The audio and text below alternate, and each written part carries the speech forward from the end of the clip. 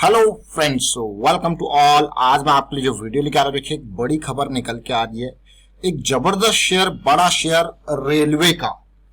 Company कह रही है कि हम अपने शेयर्स को वापस बाय बैक करेंगे। अभी के डेट में अगर आप प्राइस देखोगे तो 250 रुपए का ये स्टॉक है, लेकिन कंपनी किस रेट पे खरीदेगी ये इंपॉर्टेंट बात है। और अभी के टाइम पे अगर आप रेलवे के स्टॉक्स को देखो, चाहे रेल विकास निगम लिमिटेड हो, चाहे आईआरसीटीसी हो, चाहे आईआरसीओएन हो या फिर राइट्स हो, ये 4 शेयर्स मार्केट में लिस्टेड हैं और आईपीओ इनका आया था धीरे धीरे करके। लेकिन अब कंपनी कह रही है कि मैं वापस शेयर को खरीदना चाहती हूँ। Company in the sense government के शेयर, और गवर्नमेंट ही कह रही है कि मैं वापस अपने शेयर्स को मार्केट से यहाँ पे खरीदने वाली हूँ। तो क्या कुछ चल रहा है ये समझ में नहीं आया। चलिए बात करते हैं डिटेल में इसके बारे में। और आगे बढ़ने से पहले मैं आपको बता दूं, अगर आपने अब तक चैनल को सब्सक्राइब नहीं किया तो जल्दी से सब्सक्राइब कर ले और बेल आइकन को प्रेस कर ले, जिससे आपको नोटिफिकेशन आती रहेगी।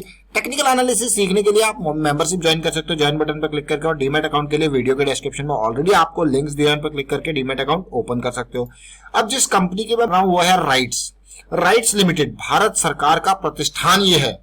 अब भारत सरकार का प्रतिष्ठान ये है, आज की डेट में जो इसने रिपोर्ट दी है ये सितंबर 14, 2020, आप देख सकते हो यहाँ पे।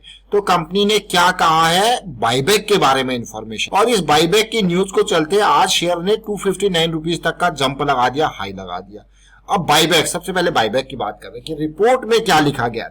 देखिए रिपोर्ट में ऐसा लिखा गया भाई हमारी जो मीटिंग होगी फ्राइडे 18 सितंबर को इनकी मीटिंग होने वाली है, यानी कि फ्राइडे को, अभी भाई अब आज मंडे है, फ्राइडे को जब मीटिंग होगी तो वहां पे बायबैक के प्रपोजल को कंसिडर किया जाएगा, मतलब बायबैक होने वाला है। अब बात करते हैं प्राइस की, कितना प्राइस रह सकता है। देखिए अभी कोई अनाउंसमेंट बायबैक के प्राइस की नहीं हुई है, बोर्ड मीटिंग में डिसाइड होगा क्या प्राइस कंपनी यहाँ पे शेयर कर रहे हैं। आज की डेट में 250 रुपए के आसपास का प्राइस है। अब आप सोचोगे यार प्राइस काफी ऊपर रह सकता है, लेकिन मैं कुछ इंपॉर्टेंट बात आपके साथ यहाँ पे शेयर करना चाहता हूँ। इसका आईपीओ जब मार्केट में आया था, आप देख सकते हो, उसके बाद कंपनी ने कई बार आपको देखिए डिविडेंड दिया है, बढ़िया डिविडेंड कंपनी देती है ये बायबैक। और साथ के साथ एक बार इसने 2019 में जून में 1:4 का बोनस भी दे दिया, यानी कि हर 4 शेयर पे 1 शेयर का बोनस भी दे दिया। मतलब सरकार भैया बहुत ही लॉजिकल वे में चल रही है अभी आजकल। देखिए डिविडेंड तो माला माल, क्योंकि भाई मेन प्रमोटर सरकार है तो सरकार को डिविडेंड का अच्छा खासा हिस्सा मिलता है। तो डिविडेंड देखिए जब से मार्केट में आया है और तब से लेके अब तक 1 2 3 4 5 6 7 बार आपको यह डिविडेंड दे चुका है। अगर मैं 2020 को ही लगा लूं तो देखिए फरवरी में 4 रुपए का डिविडेंड दिया था और जून में फिर से 6 रुपए का डिविडेंड, यानी कि 10 रुपए का डिविडेंड ऑलरेडी आपको दे चुका है। अब आपको कह रही तो बहुत ही अच्छा शेयर है, बोनस दे दिया, डिविडेंड दे दिया, लेकिन बायबैक की बात थोड़ा सा यहाँ पे अटपटी सी लग रही है। समझ में नहीं आ रहा भाई क्या ये सिचुएशन क्यों। अब आप कहोगे क्यों, ऐसा क्यों कह रहे हो। देखिए अगर मैं यहाँ पे देखूं तो ये सरकार अपनी 2 बार हिस्सेदारी यहाँ पे और बेच चुकी है ओएफएस के थ्रू। अभी फरवरी में कंपनी का ओएफएस आया था, ऑफर फॉर सेल आया था, यानी कि इन्होंने अपने और हिस्सेदारी यहाँ पे बेची।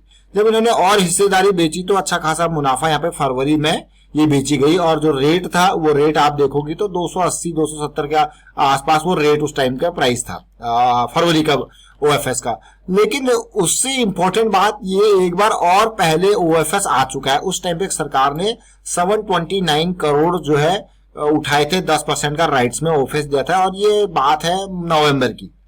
तो आप देखिए नवंबर में ओएफएस आया, फरवरी में ओएफएस आया, और अब जाके फिर से यहाँ पे बात हो रही है किस चीज की, बायबैक की। ऑफर फॉर सेल नहीं, जो बेचा है माल आप वापस खरीदना चाहती है सरकार। तो क्या चीज है समझ में नहीं आ रहा। और प्राइस मुझे लगता है कि हाँ, कितना प्राइस जाएगा वो आपके लिए बहुत ही इंपॉर्टेंट होने वाला है। अब मैं आपको कुछ और इंपॉर्टेंट इन्फॉर्मेशन यहाँ पे शेयर करूंगा राइट्स के बारे में, टेक्निकल फंडामेंटल के बारे में। उससे पहले मैं शेयर होल्डिंग पैटर्न देखता हूँ, सरकार का कितना हिस्सा यहाँ पे अभी बचा हुआ है। देखिए सरकार की हिस्सेदारी, जब प्रमोटर की हिस्सेदारी आती है तो आप देख सकते हो कि किस तरीके से रेगुलर बेसिस पे ओएफएस आया हुआ है और ओएफएस आने के बाद हिस्सेदारी किस तरीके से बटी है। सबसे पहले जब आईपीओ आया था तो उस टाइम पे गवर्नमेंट की हिस्सेदारी यहाँ पे कितनी थी, जरा ध्यान दीजिए नंबर्स को।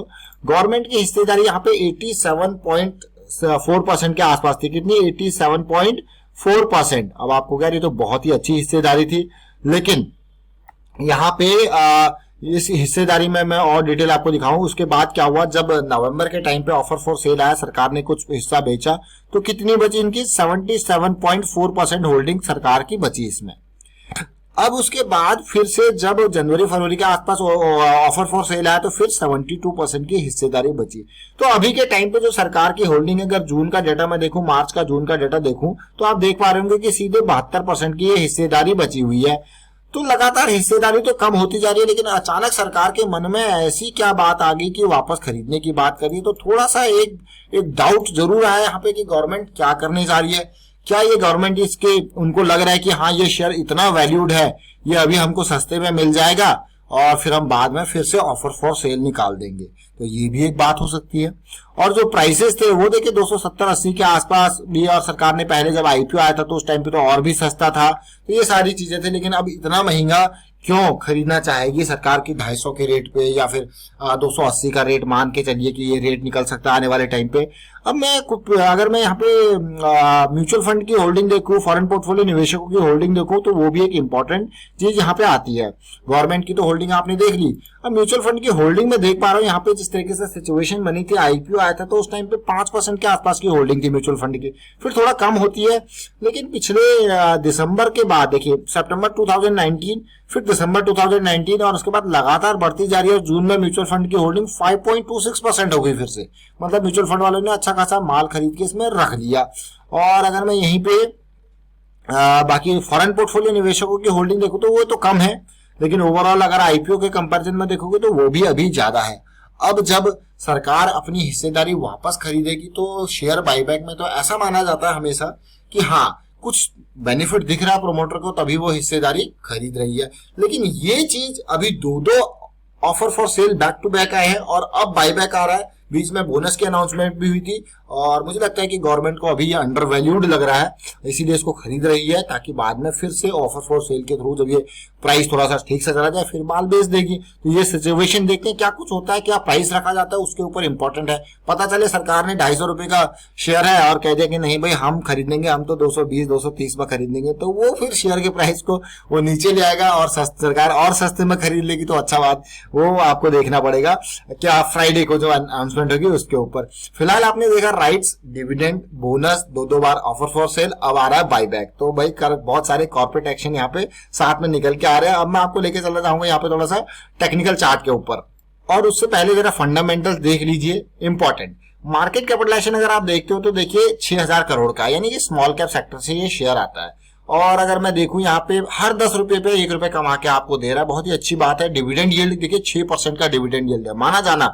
सेल्स ग्रोथ 22% का है, प्रोमोटर होल्डिंग आपने देखी इसकी 72% की, प्रॉफिट ग्रोथ 29-30% का, डेट फ्री शेयर है, पीजी रेशियो, पी रेशियो सब बढ़िया है। यानी कि रिटर्न ऑन कैपिटल एम्प्लॉयड भी 34% का, रिटर्न ऑन इक्विटी भी 24% के आसपास है। तो फंडामेंटली बहुत ही स्ट्रॉन्ग शेयर ये है अगर आप देखोगे तो। अर्निंग के कंपेरिजन में, आपका रिटर्न रेशियोज के कंपैरिजन में, डेट ना के बराबर कंपनी के, तो फंडामेंटली स्ट्रॉन्ग शेयर है। और मुझे लगता है कि यही रीजन है यहाँ पे सरकार इसको खरीदने की कोशिश कर रही है और अपने शेयर जो बेचे हैं उनको सस्ती प्राइसिंग में खरीदने की कोशिश कर रही है। और अगर रेट इसी तरीके से 250 के आसपास रहता है, 240 के आसपास ही रहता है, तो बहुत बढ़िया गवर्नमेंट को यहाँ पे फायदा हो जाएगा, क्योंकि ऑफर फॉर सेल महंगे प्राइस पे किया गया था। अब बात करते हैं इसके टेक्निकल चार्ट्स की। तो टेक्निकल चार्ट्स में अगर आप देखोगे ये मंथली चार्ट है, करेक्शन आया था, करेक्शन रिजॉल्व हुआ, अच्छी रैली इसने दी। और आप देखिए एडजस्टेड प्राइस है, देखिए बोनस के बाद प्राइस एडजस्ट हो जाता है, ये एडजस्टेड प्राइस है। उसके बाद आप देखो 200 के लेवल से सीधे तेजी आई और शेयर 320 के लेवल तक गया। लेकिन मार्च में जो गिरावट आई वापस उन्हीं लेवल्स पे आ गया जहां से ये करेक्शन रिजॉल्व हुआ था। और फिर से आप देख पा रहे हो कि किस तरीके से ये अनसर्टेनिटी चल रही है और इतनी लंबी अपर शेडो मंथली के चार्ट्स पे देखने को मिल रहा है। तो फिलहाल जो अभी मुझे लगता है कि अनसर्टेनिटी इसी तरीके से रहने वाली है, और जो फ्राइडे को अनाउंसमेंट होगी वो एक मेजर डायरेक्शन इसको दे सकता है। फिलहाल अगर मैं टेक्निकल लेवल की भी बात करूं तो देखिए जिस तरीके से बार बार प्राइस रिजेक्ट हुआ है अपसाइड जाके, वो एक थोड़ा सा रिस्क जरूर आपको दिखाता है। देखिए ये 290 का लेवल, उसके बाद आप देख सकते हो 270 के आसपास से प्राइस रिजेक्ट हुआ है। साथ के साथ अगर बॉटम की बात की जाए तो ये थोड़ा सा अपसाइड भी जा रहे हैं। तो एक काइंड ऑफ ट्रायंगल पैटर्न आपको ये बनाता हुआ दिखा रहा है। देखिए अगर सिचुएशन देखा जाए तो ट्रायंगल पैटर्न। तो फ्राइडे की अनाउंसमेंट से पहले थोड़ा सा प्राइस स्टैगर कर सकता है, इन्हीं रेंज में आपको कंसोलिडेट होता हुआ देख सकता है। और बायबैक के प्राइस के ऊपर डिपेंड होगा यहाँ पे कि हाँ भाई शेयर में कितनी तेजी आ सकती है। अगर मान लीजिए बायबैक का प्राइस 280 290 के आसपास गवर्नमेंट अनाउंस कर देती है तो भाई यहाँ पे हम एक्सपेक्ट करेंगे बहुत जल्दी से ये तेजी आए।